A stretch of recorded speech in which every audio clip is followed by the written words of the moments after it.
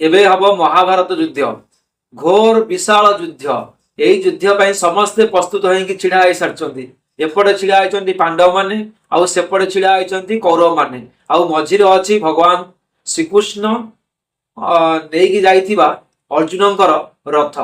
भगवान श्रीकृष्ण होउछन्ति अर्जुन रथर सारथी। अर्जुन रथ ठिया होइछि मझिरे। अर्जुन एपटे देखुछन्ति पांडव मानकु आउ सेपटे देखुछन्ति कौरव मानकु आउ मनरे तांकर विषाद पळि आछि आउ दुख गदगद हेई पड़िछन्ति आउ मने मने चिंता करूछन्ति सत्यरे कोन मो द्वारा एते हत्या हेई परिबो, सत्यरे कोन मोर आत्मीय स्वजन को मु मारिकी तांको जीवन नष्ट कर देबी, सत्यरे कोन युद्ध रे लक्ष लक्ष सैन्य मरजिबे ए कथा भाबी से चिंताग्रस्त होई पड़ुछन्ति। नमस्कार, जय जगन्नाथ, शुभ सकाळ समस्त को। वर्तमान मु गीता ज्ञान पुणी आपण पाखक नहीं आसी। एबे आमे गीता ज्ञान पढ़िबा। गीता ज्ञान रे वर्तमान मो पाखर अछि 31 नंबर श्लोक। वर्तमान मोर चलछि प्रथम अध्याय। प्रथम अध्याय मोर एपन सरी नाही। प्रथम अध्याय रे आमे एबे पढ़िबा 31 नंबर श्लोक। आसंतु मु आपण को सुनेबी गीता ज्ञान रे कोन अछि 31 नंबर श्लोक रे। एबे मु गुरुदेव को वंदना करिवि, गुरुदेव को प्रार्थना करिवि। से गुरुदेव को आशीर्वाद रु मु आज आपण को गीता ज्ञान सुनाउछि। तापरे आमे आरंभ करिबा। गुरु ब्रह्मा गुरु विष्णु गुरुदेव महेश्वर गुरु साक्षात् परम ब्रह्म तस्मै श्री गुरवे नमः। एबे आमे पढ़िबा 31 नंबर श्लोक। देखिबा हमर 31 नंबर श्लोक रे कोन आज अछि। आसंतु मु सुनाउछि आपन को। निमितानि च पश्यामि विपरीतानि केशव न च श्रेयोनुपश्यामि हत्वा स्वजनमाहवे हत्वा स्वजनमाहवे हत्या स्वजनमाहवे। कौन देछटी ना निमित्तानि च पश्यामि विपरीतानि केशव न च श्रेयोनु पश्यामि हत्वा स्वजन माहवे। हे केशव, केशव माने होचन के हे भगवान कहउचंदी, भगवान श्रीकृष्ण कहउचन अर्जुन हे केशव निमित्तानि। निमित्तानि अर्थ होची लक्षण मानकु सब देखि। निमित्तानि होची लक्षण मानकु च बि विपरीतानि विपरीत मु देखुची। हां पश्यामि होची मु देखुची। आबहे आबहे अर्थ होची युद्ध रे स्वजनम स्वजन समुदाय को हत्वा मारी श्रेय कल्याण च भी अनुपश्यामि देखु पड़ने कहउचंदी।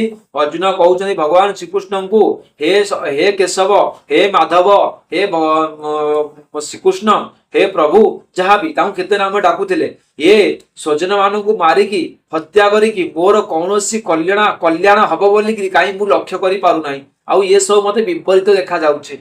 तार मीनिंग देखा लिखा है मु जा कहले से लिखा है हे केशव मु लक्षण सब विपरीत ही देखुची। युद्ध रे स्वजन समुदाय को मारिबारे कौनसी कल्याण भी देखु पारे नाही। भाई काहाकू हत्या कले जनकर कल्याण केमिति हो? हमकु तो पाप भोगिया पड़िबो ना, दुख तो भोगिया पड़िबो ना। आपण मन जानिछंती जो पांडव माने एते सेना हत्या करथिले सेमानकु ता दंड भी भोगिया पड़िछि। तेणु करी जेते शत्रु हो कि मित्र हो आमे ताकू हत्या करिया माने हमकु किछि कर्म किछि समय पई भोगिया पड़िबो। तोर एठी कोन देछि प्रश्न होउछि मु लक्षण सबकु मध्य विपरीत ही देखुछि। यार अर्थ कोन? अर्थ कोन ना कौनसी कार्यर भविष्यत परिणामर सूचना देउथिबा शकुनादि चिन्ह को लक्षण कुआ जाए। अच्छा माने शकुनादि अच्छा कोन माने गोटे किछि हमु किछि उदाहरण गोटे हिंट्स बा गोटे प्रभाव देखिबाटा किछि पूर्वरु सेटा कोठी वंदना करा जायछि। श्लोक रे निमित्तानि पदटी एपरि लक्षण मानक पई दिया जायछि। अर्जुन लक्षण सबको विपरीत कहि जणाउछंती असमय रे ग्रहण लागिबा धरणी कंपी उठिबा आकाश रु उल्का खसिबा आदि मंद सूचनारु यह प्रतीत हुए जे युद्धर परिणाम भल हेबो नाही। तेणु मो मतरे युद्ध न करिबा श्रेयस्कर।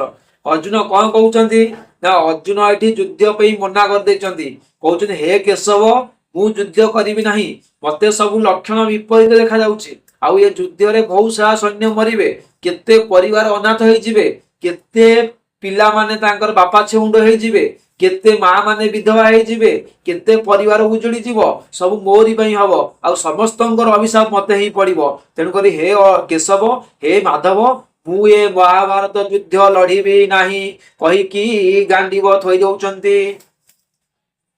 तापरे प्रश्न होउछ कोन युद्ध रे स्वजन समुदाय को मारिबारे प्रश्न एठी आसिला ମାରିବାରେ କଲ୍ୟାଣ ମଧ୍ୟ ଦେଖୁନାହିଁ, ଏହି କଥାର ଅଭିପ୍ରାୟ କଣ?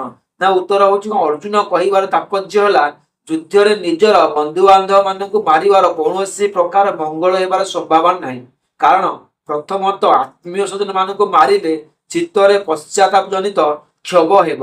ଦ୍ୱିତୀୟରେ ସେମାନଙ୍କ ମୃତ୍ୟୁରେ ଜୀବନ ଦୁଃଖମୟ ହୋଇଯିବ ଏବଂ ତୃତୀୟରେ ସେମାନଙ୍କୁ ମାରିଲେ ଭୀଷଣ ପାପ ହେବ। ଏହି ସବୁ ଦୃଷ୍ଟିରୁ ଇହଲୋକରେ କିମ୍ବା ପରଲୋକରେ କୌଣସି ମଙ୍ଗଳ ହେବ ନାହିଁ। ଅତଏବ ମୋ ବିଚାରରେ ଯୁଦ୍ଧ କରିବା କୌଣସି ପ୍ରକାର ଉଚିତ ନୁହେଁ। ଅର୍ଜୁନ ସବୁ କଥା କହୁଛନ୍ତି, ଆଉ ଏଠି କହୁଛନ୍ତି ମୋ ପକ୍ଷରେ ଯୁଦ୍ଧ କରିବା ଉଚିତ ନୁହେଁ। ଅର୍ଜୁନ କହିଲେ ଯେ ସ୍ୱଜନ ମାନଙ୍କୁ ନିଧନ କଲେ କୌଣସି ପ୍ରକାର ହିତ ସାଧନ ହେବାର ସମ୍ଭାବନା ନାହିଁ। ବର୍ତ୍ତମାନ ସେଇ କଥାକୁ ପୁଷ୍ଟ କରି ସେ ପୁନର୍ବାର କହୁଛନ୍ତି। ଦେଖନ୍ତୁ, କାଲିକି ଆମେ ପଢିବା 32 ନମ୍ବର ଶ୍ଲୋକ। 32 ନମ୍ବର ଶ୍ଲୋକରେ ସେଇ କଥାକୁ ଆହୁରି ଟିକେ ପୁଷ୍ଟ କରିକି ସେଟାକୁ ଆଉ ଗୋଟେ ସେଇ କଥା କହୁଛନ୍ତି, ଯୁଦ୍ଧ ନ କରିବା ପାଇଁ କେମିତି ବାସୁଦେବଙ୍କୁ ବା ଭଗବାନ ଶ୍ରୀକୃଷ୍ଣଙ୍କୁ ଅନୁରୋଧ କରୁଛନ୍ତି କି ହେ କେଶବ, ହେ ମାଧବ, ମୁଁ ଯୁଦ୍ଧ କରିବି ନାହିଁ, ମତେ ଯୁଦ୍ଧ ପାଇଁ ବାଧ୍ୟ କରନ୍ତୁ ନାହିଁ। ଆଜି ମତେ ସମୟ ଇଶାରା ଦେଲାଣି। ଆଜି ମୁଁ ଏଇଠି ଆପଣଙ୍କ ପାଖରୁ ବିଦାୟ ନେଉଛି। ଆମେ ପୁଣି କାଲି ପଢିବା ଗୀତା ଜ୍ଞାନର 32 ନମ୍ବର ଶ୍ଲୋକ ସହିତ ସକାଳୁ ସକାଳୁ। ଆଜି ମତେ ବିଦାୟ ଦିଅନ୍ତୁ। ହର ହର ମହାଦେବ, ଜୟ ଶ୍ରୀକୃଷ୍ଣ।